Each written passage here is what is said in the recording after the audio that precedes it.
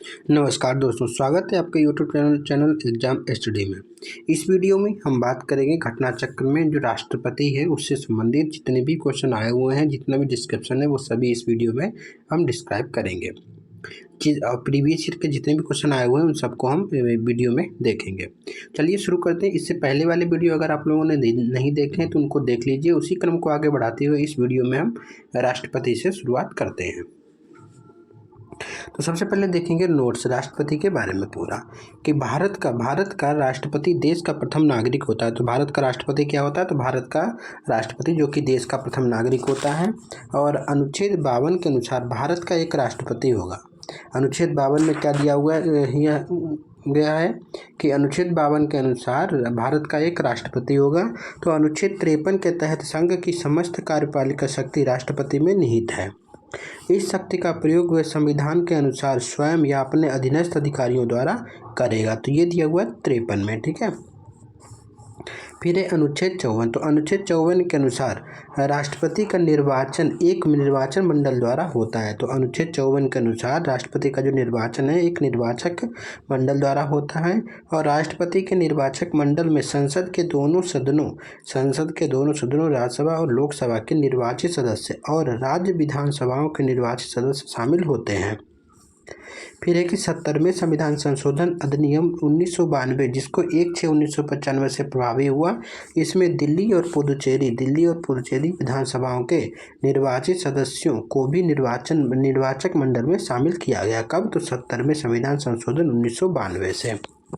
फिर है कि राष्ट्रपति के निर्वाचक मंडल में जम्मू कश्मीर संघ राज्य क्षेत्र की विधानसभा के निर्वाचित सदस्यों को भी शामिल नहीं किया गया है। हालांकि जम्मू और कश्मीर राज्य के रूप में अब उसकी विधानसभा के निर्वाचित सदस्य निर्वाचक मंडल में शामिल थे। नेक्स्ट है कि राष्ट्रपति के चुनाव में मनोनीत सदस्यों तथा विधान परिषद के सदस्य भाग नहीं लेते हैं। तो ये चीज़ याद रखना कि राष्ट्रपति के चुनाव में मनोनीत सदस्य और विधान परिषद के सदस्य भाग नहीं लेते हैं। अनुच्छेद 55(3) के अनुसार राष्ट्रपति का चुनाव आनुपातिक प्रतिनिधित्व के अनुसार एकल संक्रमणीय मत और गुप्त मतदान द्वारा होता है।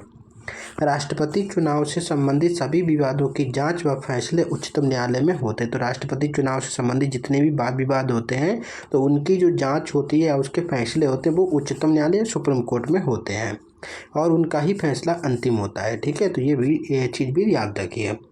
नेक्स्ट है कि राष्ट्रपति के चुनाव को इस आधार पर चुनौती नहीं दी जा सकती है कि निर्वाचक मंडल अपूर्ण है। तो इस आधार पर कोई भी चुनौती नहीं दी जा सकती कि निर्वाचक मंडल जो कि अपूर्ण है। फिर है अनुच्छेद 58। तो अनुच्छेद 58 में राष्ट्रपति निर्वाचित होने के लिए आर्यताएँ। तो यह है अनुच्छेद 58 में कि राष्ट्रपति निर्वाचित होने के लिए आर्यताएँ क्या क्या होनी चाहिए? तो वह भारत का नागरिक हो, 35 वर्ष की आयु पूरा कर चुका हो और लोकसभा के सदस्य निर्वाचित होने की योग्यता रखता हो। तो इतनी चीज़ें होनी चाहिए जो कि उसकी आर्यताओं के अंतर्गत आता है। ये अनुच्छेद 58 में है प्रावधान। फिर है कि राष्ट्रपति के चुनाव में नामांकन के लिए उम्मीदवार को कम से कम 50 प्रस्तावक और 50 अनुमोदक होने चाहिए। तो राष्ट्रपति चुनाव के लिए जब नामांकन के लिए कम से कम 50 प्रस्तावक होना चाहिए और 50 ही अनुमोदक होने चाहिए, ये याद रखना। अब देखते हैं कि भारत के राष्ट्रपति कौन राष्ट्रपति कितनी बार और कब कब रह चुका है, इसको एक बार देख लीजिए बस। सबसे पहले थे डॉक्टर राजेंद्र प्रसाद जो 26 जनवरी 1950 से लेकर 13 मई 1962 तक रहे, जिनका कालक्रम अनुसार 1 से 3 और एक व्यक्ति के रूप में पहला 3। फिर है कि डॉक्टर सर्वपल्ली राधाकृष्णन दूसरे राष्ट्रपति रहे हैं। तो सर्वपल्ली राधाकृष्णन जो कि 1962 से 1967 तक, इतना याद रखिए, 1962 से 1967 तक। तो ये 4 साल रहे हैं, ईयर है यहाँ पे, और 2 बार। तो ये भी आप याद रखिए। फिर एक डॉक्टर जाकिर हुसैन जो कि 67 से 69 तक, 67 से 69 तक, ये आप क्रम छोड़ दीजिए, तीसरे क्रम के थे, ये नाम जरूर याद रखिए। फिर न्यायमूर्ति, फिर इसके बाद में बारागिरी वेंकटगिरी जो कि कार्यवाहक थे। बारागिरी वेंकटगिरी ये 69 से 69 तक ही रहे हैं, मई से लेकर जुलाई तक। फिर है कि न्यायमूर्ति मोहम्मद हिदायतुल्लाह ये भी कार्यवाहक ही रहे हैं। तो ये भी आपका 69 से 69 में ही रहे हैं, जुलाई से अगस्त, एक ही महीने। तो ये इनको भी याद रखिए। उसके बाद फिर से आगे बारागिरी वेंकटगिरी, तो ये है 69 से 74 तक रहे हैं। बारागिरी वेंकटगिरी 2 बार हो चुका है, एक कार्यवाहक है, एक पूर्ण है। तो ये फिर फ़खरुद्दीन अली अहमद, फ़खरुद्दीन अली अहमद जो कि 74 से 77 तक, जिस समय आपातकाल आया था उस समय कौन था, आपातकाल लगा था उस समय फ़खरुद्दीन अहमद अली अहमद थे। ये 74 से 77 तक रहे हैं। उसके बाद बी डी जत्ती जो कि एक कार्यवाहक थे, कब 77 में ही थे, एक ठीक है 77 फरवरी में बने थे, जुलाई तक। उसके बाद है नीलम संजीवा रेड्डी, इनको भी याद रखिए क्योंकि ये नीलम संजीवा रेड्डी जो कि जनता पार्टी के थे, मतलब जनता पार्टी जिस समय आई थी उस समय कौन था, तो नीलम संजीवा रेड्डी 77 से 1982 तक रहे हैं नीलम संजीवा रेड्डी। फिर एक ज्ञानी जेल सिंह 82 से 87 तक, ज्ञानी जेल सिंह रहे हैं जो कि ज्ञानी जेल सिंह 82 से 87 तक। फिर आर वेंकट रमन रहे हैं 1987 से 1992 तक। तो आर वेंकट रमन रहे हैं 1987 से 1992 तक। फिर आ जाओ डॉक्टर शंकर दयाल शर्मा, तो शंकर दयाल शर्मा रहे 92 से 97 तक, शंकर दयाल शर्मा रहे 92 से 97 तक। फिर एक के आर नारायणन जो थे नारायणन, तो ये है 97 से 2002, 1997 से 2002 तक रहे कौन, के आर नारायणन। फिर एक डॉक्टर एपीजे अब्दुल कलाम, विशेषकर याद रखना एपीजे अब्दुल कलाम का कार्यकाल कब तक, तो 2002 से लेकर 7 तक, 2002 से 7 तक कौन रहे, तो एपीजे अब्दुल कलाम। उसके बाद में प्रतिभा पाटिल 2007 से 2012, प्रतिभा पाटिल 2007 से 2012, प्रतिभा पाटिल। फिर है प्रणब मुखर्जी 12 से 17, प्रणब मुखर्जी रहे 12 से 17। उसके बाद रामनाथ कोविंद जो कि 2017 से वहाँ अब तक दिया होता, लेकिन अब यहाँ पे चेंज हो जाएगा, ठीक है। अब जो वर्तमान में कौन है, तो द्रौपदी मुर्मू याद रखना, द्रौपदी मुर्मू, ठीक है। तो ये है वर्तमान में, ठीक है। तो यहाँ पे हो जाएगा 22 तक, 22 के बाद कौन बना है, तो द्रौपदी मुर्मू। अब नेक्स्ट देखते हैं आगे कि जमानत राशि के रूप में 15,000 रुपये जमा करना पड़ता है। जमानत राशि के रूप में राष्ट्रपति के लिए 15,000 रुपये, और यह उम्मीदवार कुल डाले गए मतों का 1/6 भाग करने में असमर्थ हो तो जमानत राशि जब्त हो जाती है। अगर कुल मत डाले जितने उम्मीदवार हैं उनके कुल मत का 1/6 भाग नहीं प्राप्त हुआ है तो उनकी जमानत राशि जब्त हो जाती है, तो 15,000 रुपये जब्त हो जाते हैं। फिर एक अनुच्छेद 56 में राष्ट्रपति की पदावधि की बात कही गई। तो अनुच्छेद 56 में पदावधि पद ग्रहण करने की तारीख से 5 वर्ष तक का उल्लेख किया गया है। अनुच्छेद 56 के 1 के का के अनुसार भारत का राष्ट्रपति अपना त्याग पत्र उपराष्ट्रपति को संबोधित करके देता है। तो भारत का राष्ट्रपति किसको, तो उपराष्ट्रपति को संबोधित करके देता है। फिर एक उपराष्ट्रपति और इसकी सूचना लोकसभा अध्यक्ष को तुरंत देता है। तो उपराष्ट्रपति जो है इसकी सूचना जो है वो लोकसभा अध्यक्ष को देता है। अनुच्छेद 56 के 2 में ये प्रावधान है। फिर है कि भारतीय संविधान का अनुच्छेद 57 राष्ट्रपति के पद के लिए किसी व्यक्ति को पुनः निर्वाचित या पुनः निर्वाचन का पात्रता निर्धारित करता है। फिर 42वें संविधान संशोधन 1976 के तहत राष्ट्रपति के निर्वाचन में जनसंख्या से तात्पर्य 1971 की जनगणना द्वारा निर्धारित जनसंख्या है। तो 42वें संविधान संशोधन अधिनियम 1976 के तहत राष्ट्रपति के निर्वाचन में जनसंख्या के से तात्पर्य 1971 की जनगणना द्वारा निर्धारित जनसंख्या से है। 84वां संविधान संशोधन 2001 के द्वारा इसे वर्ष 2026 के पश्चात की पहली जनगणना के सुसंगत आंकड़े प्रकाशित होने तक निर्धारित किया गया है। फिर नेक्स्ट है कि अनुच्छेद 59 के अनुसार यदि संसद के किसी सदन या किसी राज्य के विधानमंडल के किसी सदन का कोई सदस्य राष्ट्रपति निर्वाचित हो जाता है तो यह समझा जाएगा कि उसने उस सदन में अपना स्थान राष्ट्रपति के रूप में अपने पद ग्रहण की तारीख से रिक्त कर दिया है। तो ये हो गया 59 के 1 में। फिर इस अनुच्छेद 60 जो कि महत्वपूर्ण है। तो अनुच्छेद 60 में राष्ट्रपति द्वारा शपथ और प्रतिज्ञान का प्रारूप वर्णित है। भारत के राष्ट्रपति को शपथ भारत का मुख्य न्यायाधीश या उसके अनुपस्थित में उच्चतम न्यायालय का उपलब्ध ज्येष्ठतम न्यायाधीश दिलाता है। तो शपथ का प्रावधान हो गया अनुच्छेद 60 में, शपथ का प्रावधान अनुच्छेद 60 में। उसके बाद वर्तमान में राष्ट्रपति का वेतन 5 लाख रुपये प्रति माह है। और राष्ट्रपति का वेतन भारत की संचित निधि से दिया जाता है। ये चीज़ याद रखना कि राष्ट्रपति का वेतन कहाँ से, संचित निधि से, भारत की संचित निधि से दिया जाता है।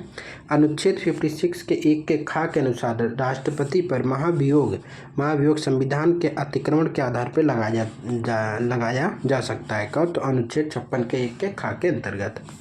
फिर एक अनुच्छेद 61 में राष्ट्रपति पर महाभियोग लगाने की प्रक्रिया का उल्लेख किया गया है। तो राष्ट्रपति पर महाभियोग लगाने की जो प्रक्रिया है वो कहाँ है? तो अनुच्छेद 61 में है। फिर अनुच्छेद 61 के 2 के अनुसार महाभियोग का आरोप तब तक नहीं लगाया जाएगा जब तक कि ऐसा आरोप लगाने की प्रस्तावना किसी ऐसे संकल्प में अंतर्निहित नहीं है जो कम से कम 14 दिन की ऐसी लिखित सूचना को दिए जाने के पश्चात प्रस्तावित किया गया हो। इस प्रकार 14 दिन की अग्रिम सूचना के साथ ही संकल्प पर सदन की कुल सदस्य संख्या को कम से कम 1/4 सदस्यों के हस्ताक्षर भी चाहिए। तो उस सदन की कुल सदस्य संख्या का कम से कम 2/3 बहुमत ऐसा संकल्प पारित भी होना चाहिए। फिर एक अनुच्छेद 62 के अनुसार, तो अनुच्छेद 62 के 2 के अनुसार यदि राष्ट्रपति पद की रिक्ति राष्ट्रपति की मृत्यु, त्यागपत्र और पद से हटाए जाने के कारण हुई है तो पद रिक्त को भरने के लिए निर्वाचन रिक्त होने की तारीख के पश्चात यथाशीघ्र और प्रत्येक दशा में 6 माह बीतने से पहले किया जाएगा। फिर एक यदि मृत्यु, त्यागपत्र अथवा हटाए जाने की स्थिति में राष्ट्रपति का पद रिक्त हो तो पद का कार्यभार उपराष्ट्रपति संभालेगा। यदि किन्हीं कारणों से उपराष्ट्रपति भी उपलब्ध नहीं है तो उच्चतम न्यायालय का मुख्य न्यायाधीश या उसके न रहने पर वरिष्ठतम न्यायाधीश राष्ट्रपति के कार्यों को संपादित करेगा। फिर अनुच्छेद 77 के अनुसार भारत सरकार के समस्त कार्यपालिका कृत्य राष्ट्रपति के नाम से किए जाते हैं। तो अनुच्छेद 77 के अनुसार क्या है कि भारत सरकार के समस्त कार्यपालिका कृत्य राष्ट्रपति के नाम से किए जाते हैं। फिर अनुच्छेद 78 में राष्ट्रपति को जानकारी आदि के संबंध में प्रधानमंत्री का कर्तव्य वर्णित है। फिर अनुच्छेद 86 में संसद के सदनों में अभिभाषण का और उनको संदेश भेजने का राष्ट्रपति का अधिकार वर्णित है। फिर नेक्स्ट है कि अनुच्छेद 87(1) के अनुसार राष्ट्रपति लोकसभा के लिए प्रत्येक आम चुनाव के बाद प्रथम सत्र के आरंभ में तथा प्रत्येक वर्ष के प्रथम सत्र के आरंभ में एक साथ संसद के दोनों सदनों में अभिभाषण करता है। फिर है कि अनुच्छेद 108 के तहत राष्ट्रपति कुछ दशाओं में संसद के दोनों सदनों की संयुक्त बैठक बुला सकता है, अनुच्छेद 108 में। नेक्स्ट है कि अनुच्छेद 111 के अंतर्गत प्रावधान है कि राष्ट्रपति संसद के दोनों सदनों द्वारा पारित विधेयक को स्वीकृति प्रदान करेगा या अपनी स्वीकृति रोक लेगा और अथवा विधेयक या धन विधेयक के अलावा को पुनर्विचार हेतु सदन को लौटा देगा। तो ये हो गया 111 के अनुसार। यदि विधेयक सदनों द्वारा संशोधन सहित या उसके बिना फिर से पारित किया जाता है तो राष्ट्रपति के समक्ष पुनः प्रस्तुत किया जाता है। तो राष्ट्रपति उस पर स्वीकृति नहीं रोकेगा। तो राष्ट्रपति धन विधेयक को पुनर्विचार के लिए नहीं लौटा सकता। ये चीज़ याद रखना कि राष्ट्रपति जो है धन विधेयक को पुनर्विचार के लिए नहीं लौटा सकता, बाद बाकी सभी विधेयक को लौटा सकता है। फिर एक वस्तुतः धन विधेयक सदन में राष्ट्रपति की पूर्व अनुमति से ही प्रस्तुत किए जाते हैं और राष्ट्रपति की स्वीकृति के बाद ही विधेयक कानून बनते हैं। फिर अनुच्छेद 123 के तहत राष्ट्रपति को अध्यादेश जारी करने की शक्ति प्रदान की गई है। तो कौन सा? तो अनुच्छेद 123 के अंतर्गत राष्ट्रपति को अध्यादेश जारी करने की शक्ति प्रदान की गई है।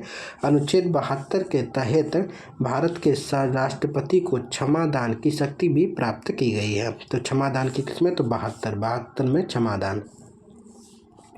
फिर नेक्स्ट है अनुच्छेद 143 के तहत राष्ट्रपति को उच्चतम न्यायालय से परामर्श का अधिकार दिया गया। तो अनुच्छेद 143 के तहत राष्ट्रपति को उच्चतम न्यायालय से परामर्श का अधिकार दिया गया। तो अनुच्छेद 53 के 2 के तहत भारत का राष्ट्रपति तीनों सेनाओं थल सेना, वायुसेना और नौसेना का प्रधान सेनापति होता है। तो अनुच्छेद 53 के 2 के तहत भारत का राष्ट्रपति तीनों सेनाओं, थल सेना, वायुसेना और नौसेना का प्रधान सेनापति होता है, अनुच्छेद 53 के 2 के अनुसार। राष्ट्रपति राष्ट्र का प्रतिनिधित्व करता है परंतु राष्ट्र के नेतृत्व नहीं करता। तो राष्ट्र का प्रतिनिधित्व करता है लेकिन राष्ट्र का नेतृत्व नहीं करता है। फिर है कि किसी भौगोलिक क्षेत्र को अधिसूचित क्षेत्र, अनुसूचित क्षेत्र घोषित करने का संवैधानिक अधिकार भी राष्ट्रपति के पास है। तो ये तो होगी राष्ट्रपति की व्याख्या से संबंधित जितने भी पॉइंट्स थे वो सभी राष्ट्रपति से संबंधित यहाँ पे डिस्कस कर दिए हैं। अब हम नेक्स्ट वीडियो में एक वीडियो में ख़त्म करेंगे पूरे प्रश्न है 112। तो 112 एक वीडियो में लेकर आएंगे तो पूरी तरीके से ये खत्म हो जाएगा। चलिए बात करते हैं नेक्स्ट वीडियो में। नेक्स्ट वीडियो में हम पूरा तरीके से क्वेश्चन के आंसर के फॉर्म में करा देंगे आपको, जहाँ पे डिस्क्रिप्शन भी है पूरा देख रहे हैं आप। तो इससे क्या होगा, एक भी क्वेश्चन आपका छूटेगा नहीं। चलिए ठीक है, मिलते हैं नेक्स्ट वीडियो में, तब तक के लिए धन्यवाद, नमस्कार।